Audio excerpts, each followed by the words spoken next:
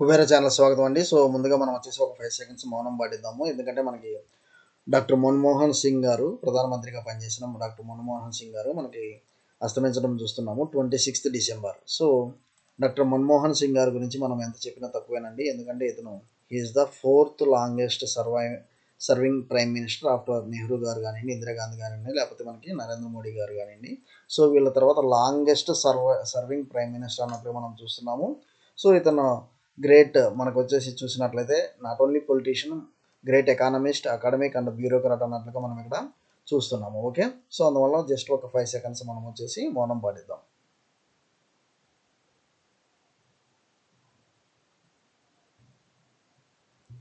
So thank you friends. మనం ఇప్పుడు వచ్చేసి కొన్ని ఇంపార్టెంట్ అప్డేట్స్కి వెళ్ళిపోదాము. ముందుగా మనం చూసినట్లయితే రిజర్వ్ బ్యాంక్ ఆఫ్ ఇండియా మనకు వచ్చేసి సెంట్రల్ బ్యాంక్ డిజిటల్ కరెన్సీని ఇంట్రడ్యూస్ చేస్తుంది. సో ఇదేంటంటే మేజర్గా మనకి ఏంటంటే క్రిప్టో కరెన్సీకి కౌంటర్గా అంటే క్రిప్టో కరెన్సీని మనం ఫైట్ చేయాలంటే మనకి ఒక కరెన్సీ ఉండాలి, డిజిటల్ కరెన్సీ. అది వచ్చేసి మనకి ఆల్రెడీ ఆర్బీఐ ఇంట్రడ్యూస్ చేస్తుంది. సో ఇది వచ్చేసి మనకి ఆర్బీఐ ఆఫీసర్స్కి మేజర్గా వాళ్ళ యొక్క అలవెన్స్ ఏదైతే ఉందో ఇక్కడ చూడండి, the central bank recently decided to credit a slice of allowance that it reimburses to CBDC wallets of RBI officers. So first RBI officers మీద ఇది వచ్చేసి ప్రయోగం చేస్తుంది ఆర్బీఐ అనేది. సో సిబిడిసి వ్యాలెట్స్ అనేది క్రియేట్ చేసి అలవెన్సెస్ మొత్తం ఆర్బీఐ ఆఫీసర్స్కి దానిలోనే ఆ వ్యాలెట్స్లోనే వేస్తుంది అన్నట్లుగా మనం చూస్తున్నాము. ఇది వచ్చేసి చాలా పాజిటివ్ న్యూస్ అండి. ఎందుకంటే క్రిప్టో కరెన్సీని మనం కనుక కౌంటర్ చేయాలంటే కంపల్సరీ మనకు కూడా ఒక డిజిటల్ కరెన్సీతో మన ఇండియా గవర్నమెంట్ కూడా రావాల్సింది. నెక్స్ట్ వచ్చేసి బిఎస్ఎన్ఎల్ వచ్చేసి నెక్స్ట్ వాలంటీర్ రిటైర్మెంట్ అనేది ఇక్కడ చూస్తున్నాము. సో ఇంకా 35% వర్క్ ఫోర్స్ని కట్ చేయాలి, బిఎస్ఎన్ఎల్ స్టాఫ్ని కట్ చేయాలి, వాళ్ళకి విఆర్ఎస్ అనేది ఇవ్వాలన్నట్లుగా చూస్తున్నారు. సో ఇది వచ్చేసి మనకి అందువల్ల ఏంటంటే BSNL is requesting 15,000 crore to fund this initiative. So VRS voluntary retirement scheme ఏదైతే ఉందో దానికి ఫండింగ్గా 15,000 crores అయితే కావాలి. అందువల్ల ఏంటంటే అది వచ్చేసి ఫైనాన్షియల్ మినిస్ట్రీకి వాళ్ళు వచ్చేసి అప్లికేషన్ దరఖాస్తు చేసుకున్నట్లుగా ఇస్తున్నారు. కాకపోతే ఇది బిఎస్ఎన్ఎల్ ఎంప్లాయీస్కి ఇది విఆర్ఎస్ ఇవ్వటం పాజిటివ్ నెగిటివ్ అనేది పక్కన పెడితే, కాకపోతే బిఎస్ఎన్ఎల్కి అయితే ఇది వచ్చేసి ప్రాఫిట్ మేకింగ్ అయితే అవబోతుంది. ఓకే, నెక్స్ట్ వచ్చేసి కొన్ని ఇంపార్టెంట్ అప్డేట్స్ చూద్దాము. అండ్ మనకు వచ్చేసి ఇది అల్ట్రాటెక్ సిమెంట్ అనేది 8.69% స్టేక్ ఇన్ స్టార్ సిమెంట్ అన్నట్లుగా చూస్తున్నారు. సో అల్ట్రాటెక్ సిమెంట్ అనేది mostly one of the largest కంపెనీగా అవతరించాలనేది ఇది కూడా చూస్తుంది. అందువల్ల ఏంటంటే ఇది కూడా కొన్ని కంపెనీస్ని సిమెంట్ కంపెనీస్ ఎక్వైర్ చేసుకోబోతుంది. Okay, next India forex reserves వచ్చేసి నియర్ అబౌట్ $644.39 billion ఫాల్ అయింది అన్నట్లుగా ఉంది. సో ఫారెక్స్ రిజర్వ్స్ ఎప్పుడైతే మనకు పడుతూ ఉంటుందో ఆటోమేటిక్గా రూపీలో అనేది మనకు వచ్చేసి రూపీ వాల్యూ డాలర్తో పోలిస్తే రూపీ వాల్యూ అనేది పడిపోతుంది. సో ఇది వచ్చేసి ఒక నెగిటివ్ ఇంపాక్ట్ అయితే మార్కెట్ మీద ఉంటుంది. నెక్స్ట్ వచ్చేసి కరెంట్ అకౌంట్ డెఫిసిట్ మీరు చూసినట్లయితే మనకి narrows to 11.2 billion in Q2 financial year 25 అన్నట్లుగా చూస్తున్నాము. కాకపోతే మనకి ఎప్పుడైతే ఈ కరెంట్ అకౌంట్ డెఫిసిట్ అనేది ఆల్ టైమ్ హై అన్నట్లుగా లాస్ట్ వీక్ చూసాము. ఇప్పుడు వచ్చేసి ఇది వచ్చేసి ఇంకా సో ఎనీహో మనకు వచ్చేసి ఫారెస్ట్ రిజర్వ్స్ తగ్గడం అండ్ రూపీ ఫాల్ అనేది జరగడం, మోర్ ఓవర్ ఇలాంటి కరెంట్ అకౌంట్ డెఫిసిట్ అనేది కూడా మనకి సరిగ్గా లేకపోవడం అనేది కూడా మన మార్కెట్ మీద అయితే చాలా నెగిటివ్ ఇంపాక్ట్ అయితే ఉంటుంది. ఓకే, నెక్స్ట్ వచ్చేసి ఇది ఒక థంబ్ రూల్ అండి. ఎన్టీపీసీ గ్రీన్ ఎనర్జీ షేర్స్ అనేది 3% fall as 1 month lock-in period ends today. So మనకు వచ్చేసి వన్స్ ఐపీఓకి వచ్చిన తర్వాత 1 month లాక్-ఇన్ పీరియడ్ అయితే ఉంటుంది. సో దాని తర్వాత ఏంటంటే ఆటోమేటిక్గా ఎవరైతే అమ్మాలనుకుంటున్నారో వాళ్ళు ఎన్ఐఎస్ వీళ్ళు ఉంటారు కదా, హెచ్ఎన్ఐఎస్, వాళ్ళకి ఏంటంటే 1 month లాగిన్ పీరియడ్ ఉంది. తర్వాత వాళ్ళు అమ్ముకోవాలంటే ప్రాఫిట్ బుకింగ్ చేసుకోవచ్చు. కాబట్టి ఆటోమేటిక్గా షేర్లో కొంత ఫాల్ అయితే ఉంటుంది. అందువల్ల ఏంటంటే ఎప్పుడైతే లాగిన్ పీరియడ్ అయిపోతుందో ఆటోమేటిక్గా షేర్లో ఫాల్ అవుతుంది. ఇది ఒక థంబ్ రూల్ అండి. ఎందుకంటే ఎవరైతే ఫ్యూచర్స్ కానీ ఆప్షన్స్ కానీ ఒకవేళ ఇలాంటి న్యూస్ ఎప్పుడైతే వస్తుందో డివిడెంట్ ఎప్పుడైతే ఇష్యూ అవుతుందో ఆ రోజు కూడా మనకి షేర్ అయితే ఫాలో అవుతుంది. సో ఇలాంటి కొన్ని థంబ్ రూల్స్ అయితే మీరైతే నోట్ చేసుకొని పెట్టుకోండి. ఓకే, సో మనకి మార్కెట్ వాచ్ చూద్దాము. ఇది వచ్చేసి మనం చూసినట్లయితే మార్కెట్ వాచ్ అండ్ మనకు వచ్చేసి యూరోప్ మార్కెట్స్ వచ్చేసి మనకి లాస్ట్ టైం అంటే ఇది వచ్చేసి ఫ్రైడే లాస్ట్ వీక్ ఎలా క్లోజ్ అయింది అనేది మనం ఇక్కడ చూసినట్లయితే ఆల్మోస్ట్ అన్ని పాజిటివ్లోనే మనం ట్రేడ్ అవడం చూస్తున్నాము. US markets and Europe markets వచ్చేసి మనకి మంచి పాజిటివ్లో ట్రేడ్ అవడం చూస్తున్నాము.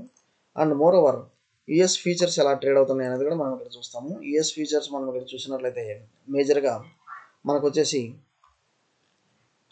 యుఎస్ ఫ్యూచర్స్లో కూడా కొంత మనకి పాజిటివ్ నెగిటివ్ అనేది మనం ఇక్కడ చూద్దామండి. 1 second.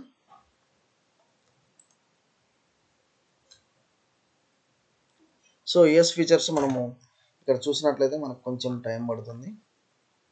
మనం ఒకసారి లెవెల్స్ చూద్దాము. లెవెల్స్ చూసి ఈ వీడియో అనేది క్లోజ్ చేద్దాము. ఫస్ట్ వచ్చేసి అసలు మనకి నిఫ్టీ ఎంతలో క్లోజ్ అయింది, మిగతా మార్కెట్స్ ఎలా ఉండొచ్చు అనేది ఒకసారి చూద్దాము. మేజర్గా మనం చూసినట్లయితే 23,813 దగ్గర నిఫ్టీ అనేది మనకు క్లోజ్ అయింది 63 పాయింట్స్ ఆఫ్తో. సెన్సెక్స్ అనేది మనకి 226 పాయింట్స్ ఆఫ్తో 78,699 దగ్గర మనకి క్లోజ్ అవడం చూస్తున్నాం. ఓకే, మనకి మిగతా ఇండిసెస్ చూసినట్లయితే ఇండియా విక్స్ చూడండి నియర్ అబౌట్ 5.70% డౌన్లో అయితే క్లోజ్ అవడం ఇక్కడ చూడొచ్చు.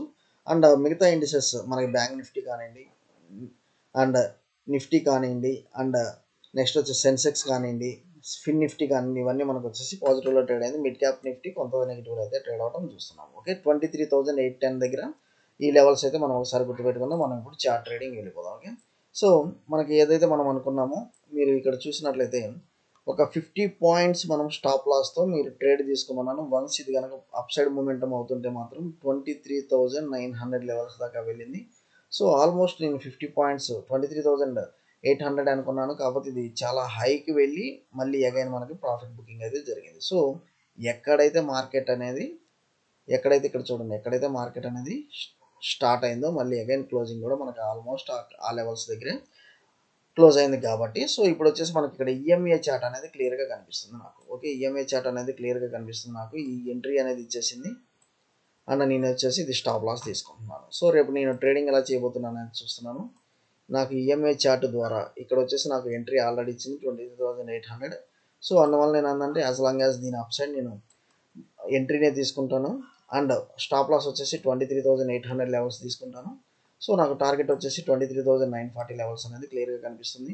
ఫస్ట్ టార్గెట్ వచ్చేసి 23,880, సెకండ్ టార్గెట్ వచ్చేసి T2 23,940. ఓకే, లేదు నేను డౌన్ సైడ్ కనుక మూమెంటం ఎప్పుడు ఎంటర్ అవుతానంటే డౌన్ సైడ్ వచ్చేసి నాకు 23,780 లెవెల్స్ ఎప్పుడైతే బ్రేక్ అవుతాయో అప్పుడే నేను సెల్లింగ్ సైడ్కి వెళ్తాను, అంటే పుట్ ఆప్షన్ అనేది బై చేస్తాను. ఓకే, సో అది మీరు ఒకసారి చూడండి.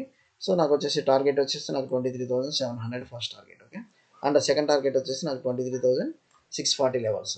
సో నాకు వచ్చేసి చాలా స్మాల్ స్టాప్ లాసే దొరుకుతుందండి రేపు కూడా నిఫ్టీలో. అందువల్ల ఏంటంటే ఎవరైతే ట్రేడ్ చేయాలనుకున్నారో కంపల్సరీ ఎంటర్ అవ్వండి, మంచి ప్రాఫిట్స్ అయితే తీసుకోవచ్చు. ఓకే, సో మొన్న చెప్పిన లెవెల్స్ ప్రకారం మనకు వచ్చేసి మంచి లెవెల్స్ అయితే ఇచ్చింది. 50 పాయింట్స్ స్టాప్ లాస్ తీసుకున్నట్లయితే 400 పాయింట్స్ అయితే మనకి ప్రాఫిట్ అయితే ఇచ్చింది. అంటే నియర్ అబౌట్ 1:8. మనం 1:4 స్ట్రాటజీ అని పెట్టాను కదా, సో 1:8 దాకా మనకు వచ్చేసి నిఫ్టీ అయితే ఇచ్చింది. ఓకే, ఒకవేళ ఎవరైనా ఈ లెవెల్స్ ప్రకారం ఎంటర్ అయిన వాళ్ళు ఉంటే మనకి ఒక లైక్ అయితే ఇవ్వండి, మన యొక్క స్ట్రాటజీ వర్కౌట్ అయిందని మీరు అనుకున్నట్లయితే. ఓకే, నెక్స్ట్ వచ్చేసి బ్యాంక్ నిఫ్టీ చూద్దాము. సో బ్యాంక్ నిఫ్టీ చూసినట్లయితే మనకి 51,478 అబోవ్ అనేది మనం చూసాము. సో ఈ లెవెల్స్ అబోవ్ మనం వచ్చేసి బయింగ్ కాల్ ఇచ్చాము, కాకపోతే మనకి బ్యాంక్ నిఫ్టీ మూమెంటం అయితే లేదు. సో నేను మొన్న మీకు చెప్పింది కూడా అదే, నిఫ్టీలోనే మనం ట్రేడ్ చేయబోతున్నాము ఫ్రైడే అన్నట్లు కూడా క్లియర్గా మనం స్ట్రెచ్ చేసాము, అదే జరిగింది. సో నిఫ్టీనే మంచి మూమెంటం వచ్చింది. రేపు బ్యాంక్ నిఫ్టీ ఎలా ఉండొచ్చు అనేదంటే మాత్రం నాకు, సో బ్యాంక్ నిఫ్టీ వచ్చేసి నాకు నియర్ అబౌట్ 51,250 లెవెల్స్ అనేది తీసుకుంటున్నాను మేజర్ మనకు వచ్చే సపోర్ట్గా. అండ్ ఎప్పుడైతే నాకు ఈ లెవెల్స్ 51,400 లెవెల్స్ బ్రేక్ అవుతాయి అప్పుడే నేను వచ్చేసి అప్ సైడ్ బయింగ్ అయితే చేస్తాను. 51,000 మనకి 241 లెవెల్స్ వన్స్ బ్రేక్ అవుతూ ఉంటే మాత్రం, సో 51,200 లెవెల్స్ డౌన్ సైడ్ నేను ఎక్కువ వచ్చేసి సెల్లింగ్ సైడ్కి వెళ్తాను. సో సెల్లింగ్ సైడ్కి వెళ్తాను, బయింగ్ వచ్చేసి 51,400, సెల్లింగ్ సైడ్కి వచ్చేసి 51,200 బ్యాంక్ నిఫ్టీ లెవెల్స్. ఇది అయితే మీరు అయితే ఒకసారి గమనించండి. సో రేపు నాకు ఈవెన్ బ్యాంక్ నిఫ్టీ కంటే నిఫ్టీనే నాకు రేపు కూడా లెవెల్స్ అనేది చాలా క్లియర్గా ఉందనేది మన చార్ట్స్ ద్వారా. సో నిఫ్టీ లెవెల్స్ అయితే నాకు చాలా క్లియర్గా ఉన్నాయి. సో అందువల్ల మీరు రేపు నిఫ్టీ అనేది ట్రేడ్ చేయండి. ఓకే, ఒకసారి మనము కొన్ని స్టాక్స్ చూద్దాము. టాటా పవర్. సో ఎప్పుడైనా మనం వచ్చేసి ఇక్కడ వచ్చేసి డే చార్ట్ ద్వారా చూస్తున్నాము. టాటా పవర్ వచ్చేసి మనకి ఇంకా సెల్లింగ్ సైడే ఉందండి ప్రెషర్. సో మనకు వచ్చేసి మార్కెట్ కొంత పుల్ బ్యాక్ ఇచ్చి మనకు వచ్చేసి డౌన్ సైడ్ మళ్ళీ వెళ్తుంది. అందువల్ల ఏంటంటే దీనిలో వచ్చేసి నేను ఇంకా కొంత డౌన్ సైడ్ చూస్తున్నాను. నెక్స్ట్ టార్గెట్ వచ్చేసి నాకు 390 రూపీస్ నాకు నెక్స్ట్ టార్గెట్, రేపు టార్గెట్. అందరు నాకు 371 దాకా ఇది వచ్చేసి మనకి టాటా పవర్ పడే ఛాన్స్ అయితే కనిపిస్తుంది. ఓకే, విత్ స్టాప్ లాస్ వచ్చేసి మనకి near to 404. Okay, next Bajaj auto తీసుకున్నాం. బజాజ్ ఆటో వచ్చేసి షేర్స్ బాగా ఫాల్ అయింది. సో ఇప్పుడు వచ్చేసి మీరు చూసినట్లయితే డే క్యాండిల్ చూసినట్లయితే మనకి లాస్ట్ 3 డే క్యాండిల్స్ మనకి పాజిటివ్ సెంటిమెంట్ క్యారీ అయింది. సో నాకు వచ్చేసి స్టాప్ లాస్ 8,750 స్టాప్ లాస్ అనేది తీసుకున్నట్లయితే నేను బయింగ్ సైడ్కి వెళ్తాను. నాకు మంచి అప్ స్వింగ్ అయితే పెండింగ్ అయితే ఉందండి. చాలా రోజులు ఫాల్ తర్వాత మనకి రివర్స్ సైడ్ అనేది టేకప్ అవ్వడం జరుగుతుంది. సో బజాజ్ ఆటో అనేది మీరు మంచిగా రేపు ఒకవేళ మీరు ట్రేడింగ్ అనేది చేయాలనుకుంటే బజాజ్ ఆటో అనేది మీరు వెళ్ళండి. ఒకసారి మనం 50 మినిట్స్ క్యాండిల్ కూడా చూద్దాము. సో నేను ఒకవేళ తీసుకోవాలనుకుంటే మాత్రం రేపు ఒక 50 పాయింట్ స్టాప్ లాస్తో నేను బయింగ్ సైడ్కి వెళ్తాను Bajaj Auto. Okay, so 8900 level stop loss తీసుకొని నేను బయింగ్ సైడ్కి వెళ్తాను Bajaj Auto. And HDFC bank తీసుకోండి. హెచ్డిఎఫ్సి బ్యాంక్ కూడా మనకి మంచి అంటే మనకి కొంత స్టాప్ లాస్ వచ్చేసి 17,090 పెట్టుకొని 1790 పెట్టుకొని ఇది కూడా నేను వచ్చేసి అప్ సైడ్ బ్రేక్ అయితే కనిపిస్తుంది. ఎందుకంటే నాకు వీ షేప్ వచ్చేసి నాకు అప్ సైడ్ అయితే బ్రేక్ అవుతుంది. అది మీరు ఒకసారి చూడొచ్చు. సో నేను వచ్చేసి 1790 స్టాప్ లాస్ పెట్టుకొని నేను ఇది కూడా బయింగ్కి వెళ్తున్నాను. ఓకే, సో మనకి వీడియో నచ్చినట్లయితే like, share, comment and subscribe అండి. Thank you. Follow for important updates అండి కుబేరా ఛానల్.